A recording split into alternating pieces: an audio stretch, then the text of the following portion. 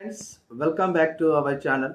Friends, మనకైతే తెలంగాణ రాష్ట్రంలో SC వర్గీకరణ పైన టోటల్గా క్లారిటీ వచ్చేసింది. ఎస్సీ వర్గీకరణ పైన ఎస్సీలోని ఉపకులాలను 3 భాగాలుగా చేయడం జరిగింది. గ్రూప్ 1, గ్రూప్ 2, గ్రూప్ 3గా విభజించినారు. అంటే బీసీఏ, బీసీబీ, బీసీసీ లాగా అదేవిధంగా ఎస్సీలలో గ్రూప్ 1, గ్రూప్ 2, గ్రూప్ 3గా 3 భాగాలుగా విడగొట్టినారు. నెక్స్ట్ వాటికి ఎస్సీఏ, ఎస్సీబీ, ఎస్సీసీగా నామకరణం చేస్తారు.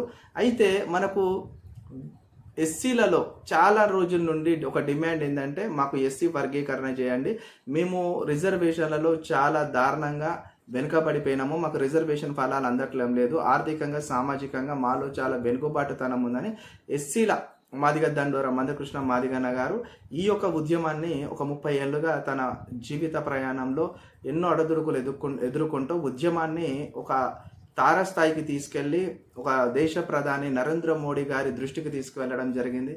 అనుకున్న విధంగా సాధించడం జరిగింది రిజర్వేషన్స్. సో రిజర్వేషన్స్ ఇప్పుడు మనకు ఎస్సీ వర్గీకరణ సబ్ రిజర్వేషన్స్ మొత్తానికైతే సాధించినారు. దానికి మనకు అసెంబ్లీ కూడా ఆమోదించింది. ఇప్పుడు మనకు కేవలం దానికి చట్టబద్ధత కల్పించడానికి ఒక జీవో నెంబర్ అనేది బయటికి రాబోతుంది. అది రేపు ఎల్లుండి అయితే క్లియర్ అయిపోతుంది. దీని కారణంగా మనకు 2000 సంవత్సరంలో చంద్రబాబు నాయుడు ముఖ్యమంత్రిగా ఉన్నప్పుడు ఎస్సీలకు సబ్ రిజర్వేషన్స్ కల్పించడం జరిగింది. ఆయన 4 సంవత్సరాలు అవకాశం కల్పించిండు. ఆ తర్వాత దాని మీద హైకోర్టులో కేసులు అయినాయి, సుప్రీంకోర్టులో కేసులు అయినాయి. ఎక్కువ కేసులు దాని మీద పడడం వల్ల ఎస్సీలు అందరూ ఒకటే తప్ప సబ్ రిజర్వేషన్స్ అనేది లేదు, ఆల్ ఆర్ ఈక్వల్ సో అని చెప్పేసి కొట్టేయడం జరిగింది. ఆ 4 సంవత్సరాల రిజర్వేషన్లో తెలంగాణలో అటు ఆంధ్రాలో చాలామందికి ఎస్సీలకు చాలా ఉద్యోగాలు వచ్చినాయి రిజర్వేషన్ కారణంగా. అందులో ఉదాహరణకు తీసుకున్నట్టయితే మన కాసిం సార్, మనకు ఆర్ట్స్ కాలేజ్ ఏదైతే ఉస్మానియా ఆర్ట్స్ కాలేజ్ ఇప్పుడు ప్రిన్సిపల్గా విధులు నిర్వర్తిస్తున్నారో కాసిం సార్ కూడా అలానే ఉద్యోగం వచ్చింది ఎస్సీ రిజర్వేషన్ సబ్ రిజర్వేషన్లో. అలా చాలా మందికి వచ్చింది. సో ఇప్పుడు ఈ రోజున నేను మళ్ళీ మాట్లాడేది ఏంటంటే మనకు జాబ్ క్యాలెండర్ రిలీజ్ చేయబోతున్నాము, జాబ్ క్యాలెండర్ ప్రకారం నోటిఫికేషన్స్ రాబోతున్నాయని చెబుతున్నారు కదా. ఈ ఎస్సీ సబ్ రిజర్వేషన్స్ మనకు ఒక స్పెషల్ జీవో ఇచ్చి దానికి చట్టబద్ధత కల్పించిన తర్వాత గ్రూపు 1 అంటే ఎస్సీ ఏ వర్గం కింద వాళ్ళకి 1%, ఎస్సీ బి వర్గం వాళ్ళకి 9%, ఎస్సీ సి వర్గం వాళ్ళకి 5% ఇస్తున్నారు. ఇక్కడ మెయిన్గా ఈ ఎస్సీ ఉపకులాలల్లో జనాభా ప్రతిపాదికననే రిజర్వేషన్స్ అందించబడితే రిజర్వేషన్ ఫలితాలు అనేది భారత రాజ్యాంగంలో బాబాసాహెబ్ అంబేద్కర్ గారు కులంకుశలంగా పొందుపరచడం జరిగింది. మరి ఇక్కడ ఎస్సీలలో టోటల్గా ఎక్కువ జనాభా ఉన్నది ఎవరికయ్యా అంటే ఖచ్చితంగా చెప్పాల్సిందే మాదిగ వాళ్ళకి ఉన్నది. సో అందు కారణంగా వాళ్ళకి 9% రిజర్వేషన్ ఇచ్చారు. కానీ ఇప్పుడు అది 2011 జనాభా లెక్కల ప్రకారం అయితే అలా ఇవ్వడం జరిగింది. ఇప్పుడున్న అందుబాటులోని సామాజిక కులగణన మొన్న రీసెంట్గా జరిగిన తర్వాత ఈ మాదిగల సంఖ్య తెలంగాణ రాష్ట్రంలో పెరిగింది. కాబట్టి మాకు వచ్చే కోట 9% కాదు, మాకు వచ్చేది 11%. కాబట్టి ఇంకా 2% పెంచాలని చెప్పేసి మందకృష్ణ మాదిగన్న అయితే నిన్నటి నుండి ప్రెస్ మీట్లు ఇస్తున్నాడు. తన వాణిని, తన వాయిస్ని, తన డిమాండ్ను ప్రభుత్వానికి వినిపిస్తున్నాడు. ఇక్కడ మెయిన్గా ఈ వీడియోలో నా ప్రధానమైన టాపిక్ ఏంటంటే ఎస్సీ వర్గీకరణ అనేది 30 ఏళ్ళుగా 3 దశాబ్దాలుగా మాదిగ బిడ్డల కళ. 100% చెప్తున్నా. ఇది మాదిగ కుక్కలకే కాదు, మాదిగ ఉపకులాల బిడ్డల కళ. ఎందుకంటే ఎస్సీలలోని మొత్తంగా అభివృద్ధి చెందిన కులాలు ఆర్థికంగా, రాజకీయంగా రిజర్వేషన్ ఫలాలు పొంది గ్రేడ్ 1గా ముందరకొచ్చి అన్ని విషయాలలో మెరుగైన నాణ్యమైన జీవితాన్ని, నాణ్యమైన విద్యను, నాణ్యమైన ప్రతి హక్కును పొందిన వాళ్ళు ఉన్నారు ఎస్సీ ఉపకులాలలో. సో ఈ యొక్క మాదిగ దండోరైన మందకృష్ణ మాదిగన్న ఈ విషయాన్ని గమనించి ఇంకా అట్టడుగు స్థాయి కులాలు ఏదైతే డక్కలి, చిందు ఇలాంటి వాళ్ళు కూడా ఉన్నారు, ఇంకా చాలా కులాలు ఉన్నాయి, వాళ్ళకి ఇంకా సరైన రాజకీయ హక్కులు కానీ, విద్యా హక్కులు కానీ, ఉద్యోగ హక్కులు, ఉద్యోగ రిజర్వేషన్స్, రాజకీయ రిజర్వేషన్స్, విద్యా రిజర్వేషన్ ఫలాలు పొందలే అని ప్రతి ఒక్కరి వాణిగా, ప్రతి ఒక్కరి వాయిస్గా ఆయన బయటికి వెళ్ళి ఈ మాదిగ దండోర జెండాను ఎగరవేయడం జరిగింది. అయితే దీనిలో 30 సంవత్సరాల నుండి మన మాదిగ సబ్ రిజర్వేషన్స్, మాదిగలు అండ్ మాదిగల కింద ఉన్న ఉపకులాలు ఎవరైతే వెనుకబడిన వారో 30 సంవత్సరాల నుండి ఉద్యోగ అవకాశాలు కోల్పోయినారు, విద్యా అవకాశాలు కోల్పోయినారు. అదేవిధంగా రాజకీయ అవకాశాలు కోల్పోయినారు. రాజకీయ అవకాశాలు అనేది పక్కన పెడితే ఉద్యోగ అవకాశాలు చదువుకున్న చాలామంది ఈ 30 సంవత్సరాలల్లో సబ్ రిజర్వేషన్స్ లేని కారణంగా దగ్గర ఒక 50,000 మంది ఏజ్ బార్ అయిపోయింది. 1,00,000 మంది ఉద్యోగాలకు దూరంగా ఉండినారు. అంటే 4 సంవత్సరాలల్లా చంద్రబాబు నాయుడు కాలంలో 4 సంవత్సరాల ఎస్సీ వర్గీకరణ పెడితే అక్షరాల 24,000 మంది మాదిగలు తెలంగాణలో గవర్నమెంట్ ఉద్యోగాలు పొందినారు. జూనియర్ అసిస్టెంట్గా, టైపిస్టుగా, అదేవిధంగా డిఎస్సిలో ఎడ్జిటీగా, స్కూల్ అసిస్టెంట్గా వివిధ ఉద్యోగాల్లో సెటిల్ అయినరు. ఆ తర్వాత అది కరెక్ట్ కాదు అని కోర్టులు తీర్పిచ్చిన తర్వాత స్ట్రక్ అయిపోయిన తర్వాత ఈ మధ్య కాలంలో చూసినట్టయితే నోటిఫికేషన్లలో చూడండి మాదిగలకు అన్యాయమైన పరిస్థితే. ఈ రోజున మళ్ళీ నేను చెప్తున్నాను నా యొక్క వీడియో ద్వారా, హాస్టల్ వెల్ఫేర్లో చూడండి 183, 182లా మనకు కట్ ఆఫ్ వచ్చింది. కానీ మనకంటే మెరుగ్గా వేరే కులస్తులు బీసీలోని, ఎస్సీలోని వేరే ఉపకులాలల్లో మెరుగైన అవకాశాలు ఆల్రెడీ పొంది, రిజర్వేషన్స్ పొంది, వాళ్ళ నాన్నలు, వాళ్ళ అమ్మలు, వాళ్ళందరూ కూడా టీచర్స్గా, డాక్టర్స్గా, ఇంజనీర్స్గా గవర్నమెంట్ ఉద్యోగాలు పొందిన వాళ్ళ పిల్లలు అందరూ కూడా, వాళ్ళ ఫస్ట్ జనరేషన్, సెకండ్ జనరేషన్స్ అందరూ కూడా రిజర్వేషన్ పొందిన వాళ్ళు, వాళ్ళ ఫ్యామిలీలల్లో వెల్ ఎడ్యుకేషన్ అందుకున్న వాళ్ళు మనతో పోటీ పడతా ఉంటారు. ఇక్కడ మనకు టీజీపీఎస్సీ నిర్వహించే ప్రతి ఎగ్జామ్లో. సో మనకు ఒకంత ఇక్కడ రిజర్వేషన్ ఎందుకు అవసరం అని అంటే, అక్కడ మెరుగుగా వాళ్ళు ఉన్న వాళ్ళందరికీ కోచింగ్లు తీసుకుంటారు, అన్నీ తీసుకుంటారు, వాళ్ళకి అన్ని రకాల మెటీరియల్ అందుబాటులో ఉంటాయి. ఇంట్లో కూర్చొని చదువుకునే వాళ్ళకి కొద్దిగా వాళ్ళు కోచింగ్ తీసుకొని అన్ని సౌకర్యాలు పొందిన వాళ్ళకి కొద్ది తేడా ఉంటుంది, ఒక ఎంట్రిక భాసం అంత తేడా ఉంటుంది. సో ఈ రోజున చూడండి ఒక 182, 83 మార్కుల కట్ ఆఫ్ వచ్చింది. ఇప్పుడు ఉన్న హాస్టల్ వెల్ఫేర్లో సబ్ రిజర్వేషన్ లేదు, ఎస్సీ వర్గీకరణ. దాని కారణంగా చూడండి ఈరోజు మాలలకే ఎక్కువ ఉద్యోగాలు వస్తాయి. 100% చెప్తున్నా. ఇప్పుడు నేను ఎస్సీ మాదిగా నాకు 182, 180 పాయింట్స్ ఇట్లా వచ్చింది.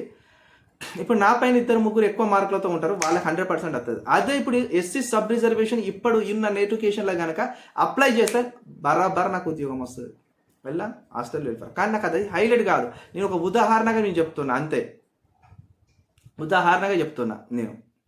ఇప్పుడు మళ్ళీ నేను చెప్తున్నా 100% మళ్ళీ నేను చెప్తున్నా, ఇప్పుడు ఏదైతే ఎస్సీ వర్గీకరణ జరుగుతుందో ఎస్సీ ఉపకులాలలో 100% నేను చెప్తున్నా, ఎస్సీ ఉపకులాలలో ఉన్న ఎస్సీ బీసీ వర్గం కింద, అంటే గ్రూప్ 2 కింద ఉన్న వర్గం ఏదైతే 18 కులాలు ఉన్నాయో ఎస్సీ కింద, మాదిగల కింద, వాళ్ళందరికీ మెండైన అవకాశాలు ఉంటాయి. చూడండి ఏ నోటిఫికేషన్ పడ్డా మ్యాక్సిమము ఎస్సీ బి రిజర్వేషన్ కింద కనీసంలో 7, 8, 9, 10 పోస్టులు ఉంటాయి. అవన్నీ కూడా మాదిగల కింద ఉన్న వాళ్ళే కుట్టేస్తారు. ఇక ఎవ్వడు మనకు టఫ్ ఇయ్యాడు ఫైట్, ఎవ్వడు కూడా దొంగదారిన మన రిజర్వేషన్ హక్కులను హరించాడు, ఎవరు కూడా మన రిజర్వేషన్లో ఉన్న ఉద్యోగాలు దొంగిలించారు. 100% నేను చెప్తాను. ఈ రోజున చాలామంది మందకృష్ణ మాదిగాన్ని ఒక మాట మాట్లాడిండు, కాసిం సార్ ఒక మాట మాట్లాడిండు, నాకు సూపర్ అనిపించింది ఆ మాటలు.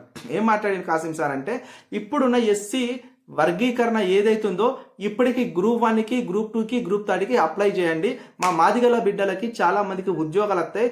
ఒకవేళ నువ్వు అప్లై చేయకపోయి ఉంటే మళ్ళీ మేము అనుకున్న సామాజిక న్యాయం నెరవేరదు అన్నాడు. ఇప్పుడు మన తెలంగాణ రాష్ట్ర గవర్నమెంట్ ఏం చెప్పింది, సోషల్ జస్టిస్ ఎప్పుడు, తెలంగాణ సోషల్ జస్టిస్ డే ఎప్పుడు, ఫిబ్రవరి 4వ తారీఖు అని చెప్పి మొన్న అనౌన్స్మెంట్ చేసింది. సోషల్ జస్టిస్, సామాజిక న్యాయం జరిగేది ఎప్పుడు, రిజర్వేషన్స్ అనేవి అనుకున్న స్థాయిలో అమలు చేసినప్పుడే జరుగుతుంది. ఇంకా రిజర్వేషన్ ఫలాలు పొందని అట్టడుగు వర్గాలు ఎన్నో ఉన్నాయి ఎస్సీలలో, చాలా ఉన్నాయి. అట్టడుగు స్థాయి వర్గాలు చాలా చాలా చాలా దారుణంగా ఉన్నాయి. ఇప్పుడు జాబ్ క్యాలెండర్ వస్తుంది, చాలా నోటిఫికేషన్స్ వస్తున్నాయి. ఈ లోపట్నే జీవో ఇవ్వాలా, దానికి చట్టబద్ధత ఇవ్వాలా, ఖచ్చితంగా. ఇప్పుడు రోస్టర్ విధానం కూడా తేలిపోయింది. ఎస్సీ వర్గీకరణలో రోస్టర్ విధానం, ఒక 1000 పోస్టులు వచ్చినాయి ఒక నోటిఫికేషను, దాంట్లో ఎస్సీల యొక్క సబ్ రిజర్వేషన్లో రోస్టర్ విధానం ఎలా ఉంటుందనే రోస్టర్ విధానం కూడా తెల్లమైపోయింది.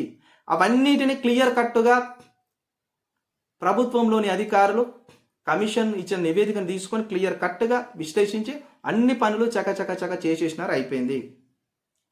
ఫస్ట్ రోస్టర్ ఉద్యోగ పోస్ట్ పడేది ఎవరికి తెలుసా? ఫస్ట్ రోస్టర్లో ఫస్ట్ పోస్ట్ పడేది ఎవరికి తెలుసా? ఎస్సీ ఏకి, ఎస్సీ బికి, ఎస్సీ సిలా ఎస్సీ బీకే పడుతుంది ఫస్ట్ రోస్టర్. ఒక పోస్ట్ ఉన్నది ఎస్సీలు అనుకోండి, అది ఎస్సీ బీకే వస్తుంది. మాదిగా బిడ్డలు ఏదైతే ఉన్నారో ఎస్సీ బీ కింద వాళ్ళకే వస్తుంది అది. ఇప్పుడు రోస్టర్ నిన్న ఖరారు అయిపోయింది, రోస్టర్ ఖరారు అయిపోయింది, అన్ని ఖరారు అయిపోయినాయి. కానీ ఎస్సీలకు రావాల్సింది 11%, ఎస్సీ బీలకు రాసింది.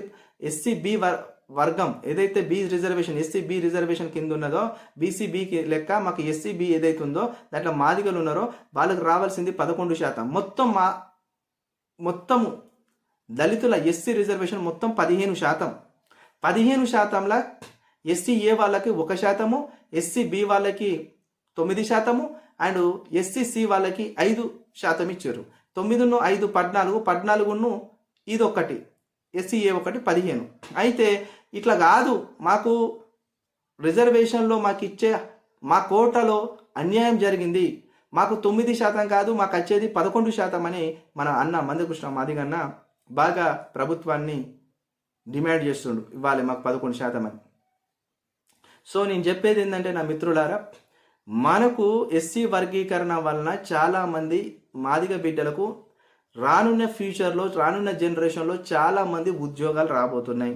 అందులో గ్రూప్ 1 ఉద్యోగాలు రాబోతున్నాయి, గ్రూప్ 2 ఉద్యోగాలు రాబోతున్నాయి, group 3, DSC, constable, SI, total ఏ నోటిఫికేషన్లు అయినా మొత్తం ఈ సత్తా చూపియండి, చదవండి, ఉద్యోగాలు సాధించండి అంతే.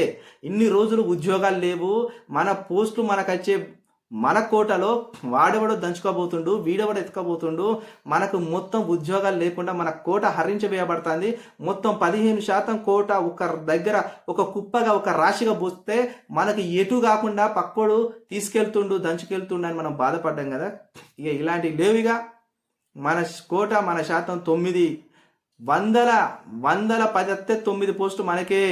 100% రాసి పెట్టుకోండి, అది ఎక్కువనే, చాలా ఎక్కువ. ఎస్సీలల్లో చాలామంది చదువుతున్నారు, వెల్ ఎడ్యుకేటెడ్ చాలామంది ఉన్నారు. కానీ కాంపిటేటివ్లో ఉండేవాళ్ళు ఎస్సీలలో 100% చదివితే కాంపిటేటివ్ ఫీల్డ్కి వచ్చేటోళ్ళు 10% మందే. రాసిపెట్టుకోండి మిత్రులారా, నా మాదిగ సోదరులారా, నేను ఎస్సీ మాదిగనే, నేను చెబుతున్నా వినండి. ఒక 100% మాదిగ బిడ్డలు చదువుతానంటే ఉద్యోగం, ప్రభుత్వ ఉద్యోగ కాంపిటీషన్లోకి వచ్చి నాకు ప్రభుత్వ ఉద్యోగం కావాలనుకున్న వాళ్ళు 10% మంది. మిగతా వాళ్ళు వేరే వేరే జాబ్లలో, ప్రైవేట్ సెక్టార్లలో వేరే వేరే జాబ్లలో సెట్ అవుతారు. కానీ ఖచ్చితంగా నాకు ఉద్యోగం కావాలని డ్రీమ్తో గ్రూప్ 1, గ్రూప్ 2 లాంటి డ్రీమ్ పెట్టుకొని వచ్చే వాళ్ళ గురించి చెప్తున్నాను. నేను టీచర్ వాళ్ళు టీచర్ ఎక్కువ కాంపిటీషన్ ఉంటుంది. గ్రూప్ 1, గ్రూప్ 2లో ఒక 10% మందే పార్టిసిపేట్ చేస్తాడు. అంటే 10% మంది అంటే చాలా తక్కువ. ఇక్కడ పోస్టులు ఎక్కువ వస్తే దాంట్లో ఏ కొద్దిగా కష్టపడ్డ 10%లో చాలా మందికి ఉద్యోగాలు వచ్చే అవకాశం ఉంటుంది. మళ్ళీ చెప్తున్నా, రేవంత్ రెడ్డి అన్న గారికి మన ఛానల్ తరపున స్పెషల్ థ్యాంక్స్ అన్న. రేవంత్ రెడ్డి అన్న ముఖ్యమంత్రి గారు, తెలంగాణ రాష్ట్ర ముఖ్యమంత్రి గారికి స్పెషల్ థ్యాంక్స్ అన్న. నిజంగా మీరు చరిత్రల నిలిచిపోయే అసొంటి ఒక నిర్ణయాన్ని తీసుకున్నారన్న. యావత్తు దళిత జాతి మొత్తం కూడా మిమ్మల్ని ఎల్లకాలం గుర్తుపెట్టుకుంటుంది. ఎస్సీ వర్గీకరణ విషయం పైన 30 సంవత్సరాలుగా ఎదురు చూసి ఆశపడి ఎప్పుడు ఎస్సీ వర్గీకరణ అవుతుంది, ఎప్పుడు ఉద్యోగాలు మా రిజర్వేషన్లో మేము పొందుతాం, మా రిజర్వేషన్ హక్కులు మేము ఎప్పుడు పొందుతాం, ఉద్యోగ రిజర్వేషన్ హక్కులు, విద్యా రిజర్వేషన్ హక్కులు, రాజకీయ రిజర్వేషన్ హక్కులు మేము ఎప్పుడు పొందుతామని ఆశగా ఎదురు చూసినారో, మనకి చంద్రబాబు నాయుడు కాలం నుండి ఉన్నది ఎస్సీ వర్గీకరణ అంశం. చంద్రబాబు నాయుడు తర్వాత వైఎస్ రాజశేఖర్ రెడ్డి ముఖ్యమంత్రి గారు, వైఎస్ రాజశేఖర్ రెడ్డి తర్వాత ఎవరండి? రోషయ్య గారు, రోషయ్య తర్వాత ఎవరండి? కిరణ్ కుమార్ రెడ్డి గారు, కిరణ్ కుమార్ రెడ్డి గారి తర్వాత ఎవరు? మన కేసీఆర్ సార్, కేసీఆర్ సార్ తర్వాత ఎవరు? కేసీఆర్ గారి తర్వాత ఎవరు? రేవంత్ రెడ్డి అన్న. ఇంతమంది ముఖ్యమంత్రులు మారిలు కానీ ఏ ఒక్క ముఖ్యమంత్రి కూడా ఎస్సీ వర్గీకరణకు అనుకూలంగా మాట్లాడింది లేదు, ఎస్సీ వర్గీకరణ చేద్దామనే ఆలోచన వచ్చింది లేదు. వచ్చినది ఒకే ఒకరు, చంద్రబాబు నాయుడు. ఇక్కడ తెలంగాణ రాష్ట్రం ఏర్పడిన తర్వాత అలాంటి ఆలోచన వచ్చింది ఓన్లీ వన్ అండ్ ఓన్లీ మన రేవంత్ రెడ్డి అన్నకే. నేను 100% రేవంత్ రెడ్డి అన్న చేసే ప్రతి పనిలో, ఆయన చేసే ప్రతి పనిలో ఏమైనా లోపాలు ఉంటే నేను విమర్శాత్మకంగా మాట్లాడతా. కానీ నా జాతి బిడ్డలకు సంబంధించిన ఎస్సీ వర్గీకరణ అంశాన్ని గురించి ఈరోజు ఆయన నిన్నటి రోజున చట్టసభల్లో, మొన్నటి రోజున మొత్తానికి నివేదికను ప్రవేశపెట్టి దాని మీద చర్చ పెట్టి దాని మీద మాట్లాడి దాన్ని ఆమోదించి క్యాబినెట్ మినిస్టర్స్ ఆమోదించి మన ఎస్సీల యొక్క మాదిగల వాటాను తేల్చి మాలల వాటాను తేల్చి లెక్క చూపించి రోస్టర్ విధానాన్ని అన్ని క్లియర్ కట్గా బయటికి ఇచ్చినాడంటే super super super hats off to you CM garu Revanth Reddy గారు. 100% మాదిగలందరూ కూడా రియల్లీ మీకు ఎప్పటికీ కూడా నిజంగా గుండెలో పెట్టుకుంటారు. 100% చెప్తున్నా నేను. ఎందుకంటే చేవెళ్ళ డిక్లరేషన్లో మీరు చెప్పినారు, మీ మేనిఫెస్టోలో, మీ కాంగ్రెస్ పార్టీ మేనిఫెస్టోలో ఫస్ట్ అంశం ఎస్సీ వర్గీకరణనే ఫస్ట్ మీ ఎజెండాని పెట్టుకున్నారు. ఇచ్చిన మాటకు మడిమే తిప్పకుండా మీ యొక్క నాగూర్ కర్నూల్లో మీ పార్టీ మీటింగ్లో మీరు ఒక మాట అంటారు, ఎస్సీ సోదరులు ఎక్కడున్నా డప్పు కొట్టండి, ఆ దండూరు వేయండి, గట్టి కొట్టు అన్నారు. ఆ గట్టి కొట్టు అని మీరు ఎప్పుడైతే అన్నారో ఆ అన్న మాటకి, మీ యొక్క మేనిఫెస్టో పెట్టిన మాటకి మీరు ఢిల్లీలో ఒక మీటింగ్లో అటెండ్ అయిపోయినప్పుడు ఆ మీటింగ్లో మీరు ఒక మాట అంటారు. అప్పుడు మీరు ఎంపీగా ఉన్నారు. మాదిగలు ఎంతోమంది నాకు ఫ్రెండ్స్ ఉన్నారు. మాదిగల సాయంతోనే నేను మొదటిగా జెడ్పీటీసీగా గెలిచిన, మాదిగ వాళ్ళ సహాయంతోనే. అదేవిధంగా మాదిగల సాయంతోనే ఎమ్మెల్సీగా గెలిచిన, మాదిగల సాయం ఓట్లతోనే నేను ఎంపీనైనా. ఇప్పుడు ముఖ్యమంత్రి అయితా ఖచ్చితంగా మీ రుణం తీర్చుకుంటా. మీ యొక్క ఏదైతే ప్రధానమైన మీ డిమాండ్ ఉందో దాన్ని ఖచ్చితంగా కమిట్మెంట్తో నేను నెరవేరుస్తాను మీరు మాట ఇచ్చిన రేవంత్ రెడ్డి గారు. 100% ఆ మాటకు మీరు కట్టుబడి ఉన్నారు. మనకు ఏదైతే 2024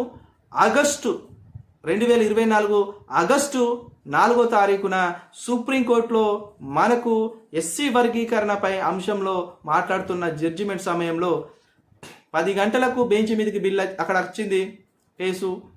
10:30కు వాదనలు స్టార్ట్ అయినాయి. 11 గంటలకు బ్రేకింగ్ న్యూస్, ఎస్సీ వర్గీకరణ అనే విషయము రాష్ట్రాల పరిధిలోనిది. రాష్ట్రాలకు ఎస్సీ వర్గీకరణ చేసుకోవడానికి పూర్తి స్థాయి హక్కు స్వేచ్ఛ ఉన్నది. అది రాష్ట్రాల పరిధి అంశము, రాష్ట్రాలే దాన్ని నిర్ణయం తీసుకోవాలని చెప్పినప్పుడు 11 గంటలకు హెడ్లైన్స్ వస్తే 11:30కు అప్పుడు మనకు అసెంబ్లీ సెషన్ నడుస్తున్నాయి. 11:30కు రేవంత్ రెడ్డి గారు కేవలం బ్రేకింగ్ న్యూస్ అంశాన్ని చూసి వచ్చి ఎమ్మటే అసెంబ్లీలో మొట్టమొదటిగా ఒక మాట మాట్లాడిండు. అన్ని రాష్ట్రాల కంటే ముందుగా మా రాష్ట్రం ఎస్సీ వర్గీకరణ చేపట్టబోతోంది. ఆ యొక్క విషయంలో మేము నిబద్ధత కలిగి ఉన్నాం. మేము దాని మీద ఎమ్మటే ఎస్సీ వర్గీకరణ చేసి అన్ని గవర్నమెంట్ నోటిఫికేషన్లో ఎస్సీ వర్గీకరణను ఇంప్లిమెంటేషన్ చేస్తాం. ఎస్సీలకు కూడా ABCD వర్గీకరణ చేసి వాళ్ళకు విద్య, ఉద్యోగ, రాజకీయాలలో ఈ యొక్క రిజర్వేషన్ అప్లై చేస్తామని చెప్పి దాని కమిషన్ ఎత్తామని చెప్పి మాట్లాడిన ఒకే ఒక వ్యక్తి, one and only chief minister మన రేవంత్ రెడ్డి గారు. సో నేను ఎందుకు రేవంత్ రెడ్డి గారి గురించి మాట్లాడుతున్నా అంటే ఈరోజు ఆయన చరిత్ర నిలిచిపోయే డిసిషన్ తీసుకున్నాడు. Super, very nice. ఇలాంటి ముఖ్యమంత్రి గారు ఉండడం రేర్. ఎందుకంటే ఆయన పార్టీలోనే మాలల స్థానం ఎక్కువ ఉన్నది. మాల ఎంపీలు ఉన్నారు, మాలల ఎమ్మెల్యేలు ఉన్నారు. అందరూ అడ్డుపడ్డా, ఆయన మీద ఎన్ని ప్రెజర్స్ పెట్టినా, ఆయనకి ఎన్ని ఇబ్బందులు పెట్టినా రేవంత్ రెడ్డి గారికి ఆయన మాట ఇచ్చిన మాటకు కమిట్మెంట్ అయిండు. కమిట్మెంట్ తప్పలే, ఇచ్చిన మాటకు వెనుకకు పోలే, ఇచ్చిన మాట కట్టుబడి ఉండి అదే మాట మీద నిలబడి ఈరోజు 60 లక్షల మాదిగల జీవితాలలో వెలుగు నింపిండు. మళ్ళీ నేను చెప్తున్నా మిత్రులారా, ఈ వీడియో సారాంశం ఏంటంటే కేవలము ఎన్ని రోజులల్లా ఒక సంవత్సరం పాటు, మ్యాక్సిమం 9 నెలలు అవుతుంది, 7 నెలలు అవుతుంది. ఇన్ని నెలల పాటు ఎస్సీ వర్గీకరణ వల్ల ప్రతి నోటిఫికేషన్ ఆగిపోయింది అని అందరూ బాధపడ్డారు. కానీ ఇది ఒక 35 లక్షల మంది మాదిగ బిడ్డల భవిష్యత్తుకు సంబంధించిన విషయం ఇది. మేము ఎన్నో రోజుల నుండి, నేను యూనివర్సిటీ స్థాయిలో చదువుకున్నప్పుడు నుండి, నా కాకతీయ యూనివర్సిటీలో నేను చదువుకున్నప్పటి నుండి ఎస్సీ వర్గీకరణ పైన మేము ఎన్నో మీటింగ్లకు అటెండ్ అయినాం, ఎన్నో పోరాటాలు చేసినాం, ఎన్నో వేదికల పైన పెద్ద పెద్ద వక్తలు, మేధావులు మాట్లాడుతుంటే విన్నాం. అయ్యో, ఎస్సీ వర్గీకరణ లేకపోవడం వల్ల ఇంత అన్యాయం జరుగుతుందా నా జాతి బిడ్డలకు, నాకు. ఈరోజు ఎస్సీ వర్గీకరణ ఉంటే నా బతుకు ఎప్పుడో 2013లోనే ఉద్యోగం వచ్చు నాకు. నేను 2012లోనే రాసిన ఉమ్మడి రాష్ట్రంలో గ్రూప్ 2.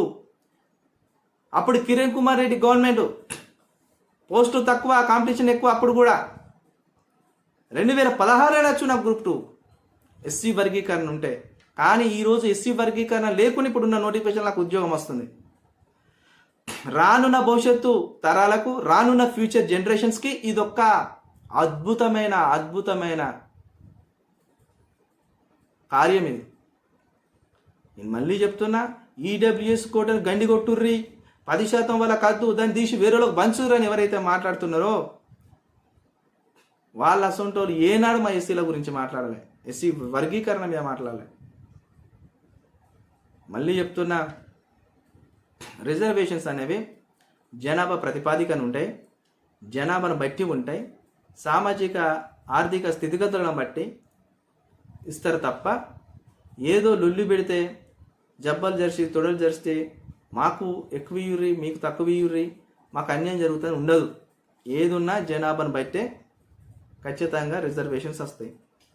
ఓకే, అతి త్వరలోనైతే మనకు ఫ్రెష్ నోటిఫికేషన్స్ ఏప్రిల్లో రాబోతున్నాయి. దాంట్లో group 1, group 2, group 3, DSC and అన్ని రకాల ఎగ్జామ్స్, ఎస్ఐ కానిస్టేబుల్ వస్తున్నాయి. దీంట్లో మనకు SC sub reservation ABCD, SCA, SCB, SCC ఈ విధంగా వస్తున్నాయి. దీంట్లో చాలామందికి ఉద్యోగాలు వస్తాయి. హ్యాపీగా చదవండి, పుస్తకాలు బట్టి చదవండి. 2025లో మీరు ఖచ్చితంగా మీరు ఉద్యోగస్తులు కానీ. వీడియో చూసిన ప్రతి ఒక్కరు లైక్ చేయండి, కామెంట్ చేయండి, సబ్స్క్రైబ్ చేయడం మాత్రం మర్చిపోకండి. Thank you so much.